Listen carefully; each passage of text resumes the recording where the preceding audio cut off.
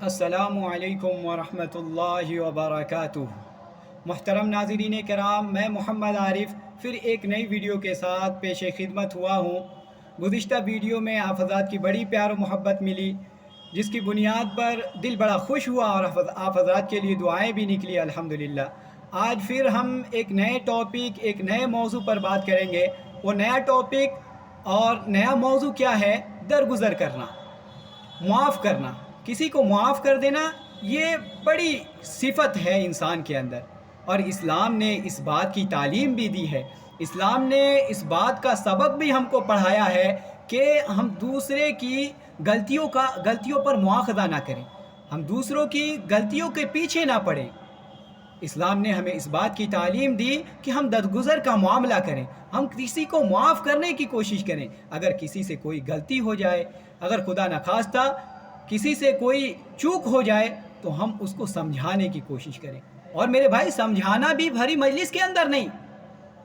یہ نہ سوچئے گا کہ ہم کسی کو بھری مجلس کے اندر سمجھا دیں، نہیں، بلکہ علی الاعلان ہمیں سمجھانا نہیں ہے، بلکہ اس کو علیحدہ لے جا کے، اس کو پیار بھری محبت سے مل کے، اس سے اچھا کلام کر کے، اس سے پیار بھری باتیں کر کے اس کو ہمیں سمجھانا ہے کہ بھائی آپ نے فلاں غلطی کی ہے۔ یہ سمجھانا اس کو بڑا اچھا لگے گا، یہ سمجھانا اس کو بھا جائے گا، جس کی بنیاد پہ وہ آپ کا دل دادا ہوگا، آپ کی باتوں کو مانے گا، اور وہ سمجھے گا کہ ہاں اس بھائی نے میری صحیح نشاندہی فرمائی ہے۔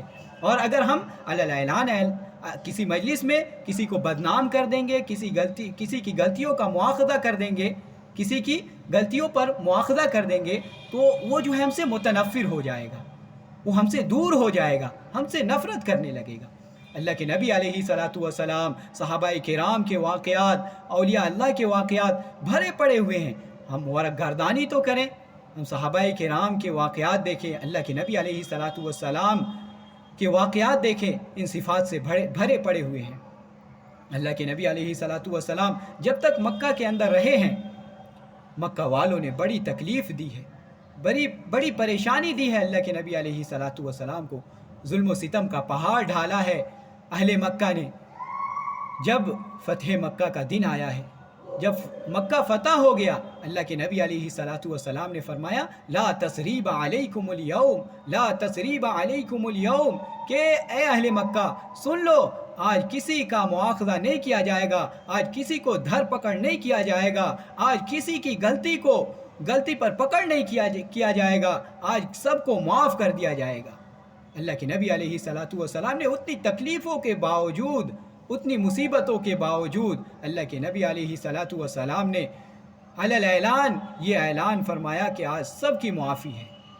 تو اللہ سے دعا کریں کہ اللہ رب العزت ہم سب کو بھی ان صفات کا حامل بنائے، ہم سب کو بھی ان صفات سے نوازے، آمین یا رب العالمین۔